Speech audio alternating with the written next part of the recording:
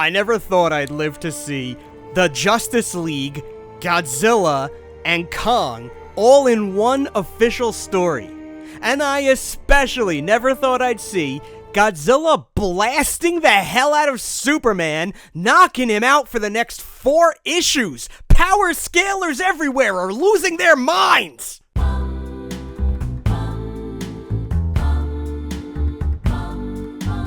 I've been pumping out videos, and that means a lot of time at this desk. A mistake I made was getting a cheapy-weepy chair, because when I sit in it all day, it killed my back. Thank goodness for today's sponsor, it is eWin, who supplied this incredible gaming chair from their Champion series.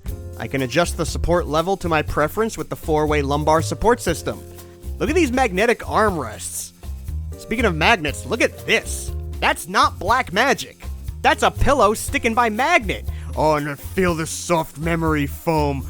Oh, I'm foaming out the mouth. Check out eWin's site with chairs and desks and goodies and take 20% off your order. Just shop the links in this video's description and use code MIB at checkout. It could not be easier or more comfy. This thing's got a 400-pound capacity. You know, in most chairs, they're like 300 pounds, but this guy can hold more than 3 of me. Get used to this chair because it's going to be in the videos now. And get your own or a gaming desk at the site linked in the description. Don't forget to use the code MIB at checkout for 20% off. In Justice League vs. Godzilla vs. Kong, the cinematic monsterverse clashes with the DC universe.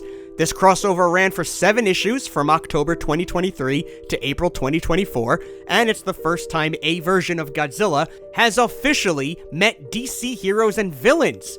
Of course, a different Godzilla had a 2-year stint at Marvel, and we can't forget how the Dark Horse Godzilla had a crossover with Hero Zero, who had such a bad time fighting Godzilla that afterwards he quit being a superhero. But it's finally time for DC to have a turn. The original gangsters, the world's finest heroes, the Justice League versus Godzilla versus Kong. I keep forgetting Kong's in there too. Of course, every issue has a ton of variant covers. If you take these comics out of the bag and open the comics, they actually roar. I'm not taking them out of the bags. What about the comic itself? It's written by Brian Buccellato, with art by Christian Duce and Luis Guerrero. It takes place in a version of the DC universe that consists of just the most common DC knowledge. Clark Kent, Lois Lane, Daily Planet. Hey, I know that stuff. I'm no DC historian, but I know that stuff. This is not canon to the mainline comics. There's no real baggage from previous DC events. It's a clean, isolated world, and I like it that way personally. Anyone with the most basic DC knowledge can jump into this story. This also isn't canon to the cinematic Monsterverse universe, but imagine it was. The story starts with Clark trying to propose to Lois, but they're interrupted by a sudden appearance of Legendary's Godzilla. We rewind to Superman defeating Titano, and he's talking to the other members of the Justice League about his nervousness for the upcoming proposal, the proposal that Godzilla will ruin. The series is filled with wonderful moments of character. Even if it's a simple thing as Superman being nervous to propose, it's nice to see these little moments of interaction. This comic isn't empty calories. There is character stuff here. It's basic, but it's here, and I found it enjoyable. Spoiler warning, it's all gonna be very basic, especially the good guy versus bad guy stuff. It's like a higher end episode of Super Friends, and maybe that's why I like it so much. Super Friends was my first exposure to DC.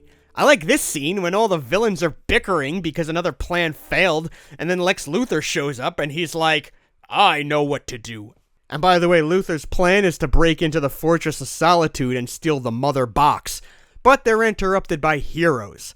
Toyman's toy explodes, which activates the Mother Box, and now the baddies are warped to Skull Island. They find an empty Monarch monitoring station, and the Toyman whips out the Dreamstone that he stole from the Fortress of Solitude. And he's like, I wish to bring all those monsters back to our Earth to fight the Justice League. Not what I would have wished for, but boom, Superman faces Godzilla. Man, this picture goes hard.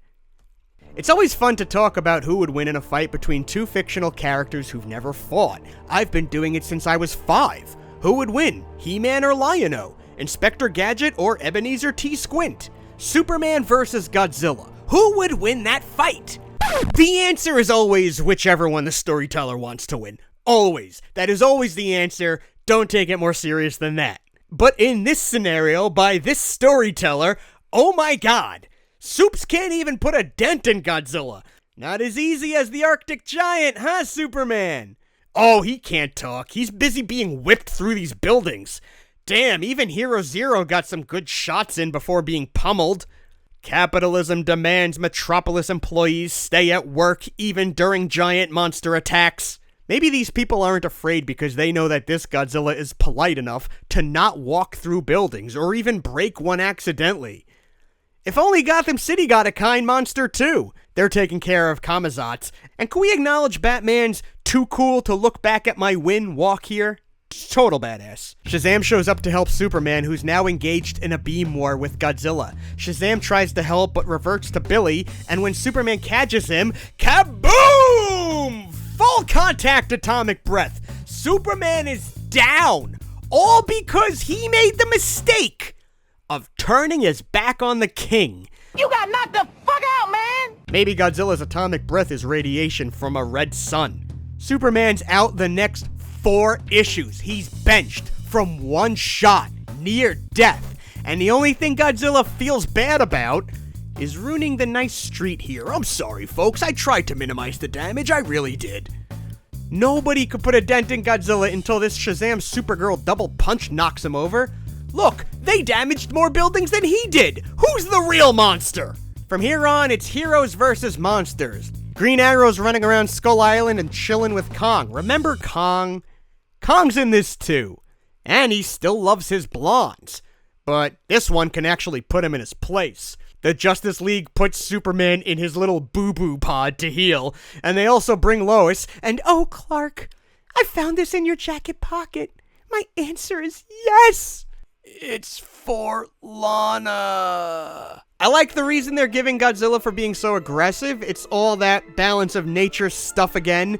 Godzilla maintains balance, but he's in a new world, so the balance is all out of whack to him. So naturally, he wants to take out some supers. It works, it's not forced. Lex goes to work building a Mecha Godzilla, and Batman's building a mecha too. It's like having 2 Elon Musks in a pissing contest. And Aquaman summons the Kraken.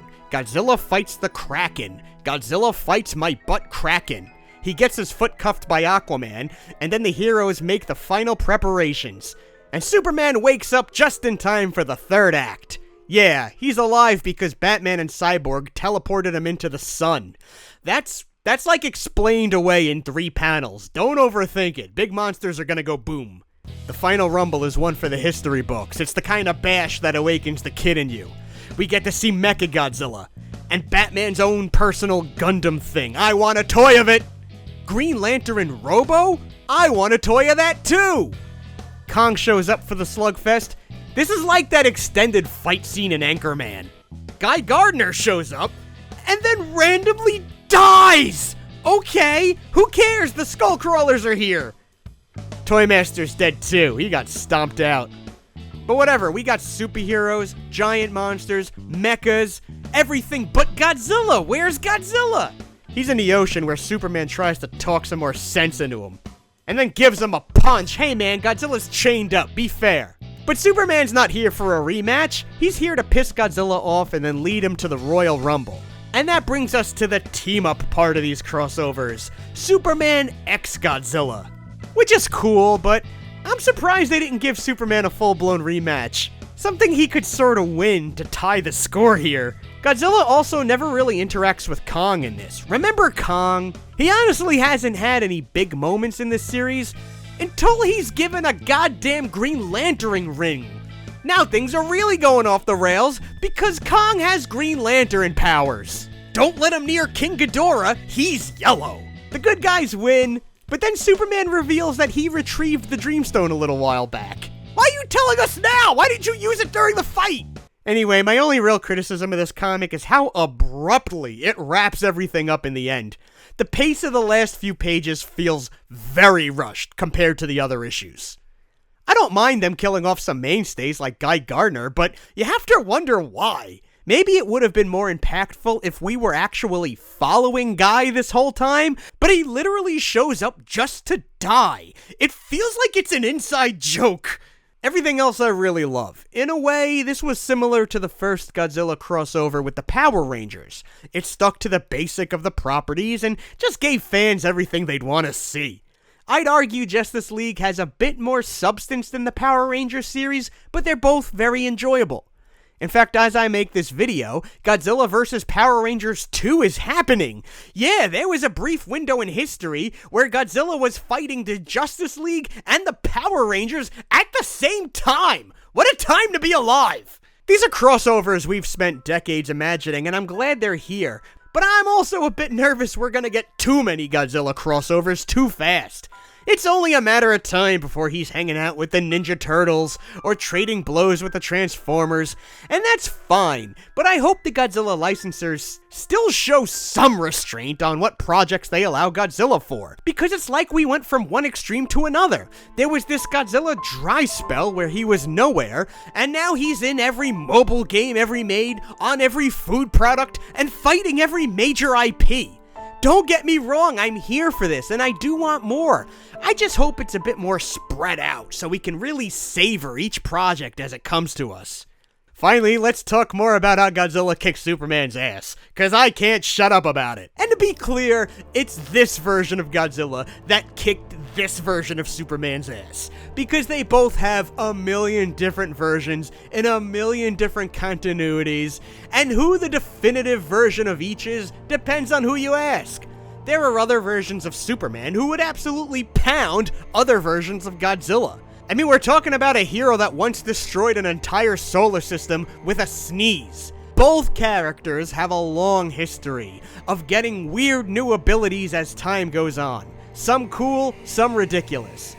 This is to say they're both very malleable fictional characters, and it's a situation where there are multiple approaches you could take to this crossover, and multiple outcomes to their fight.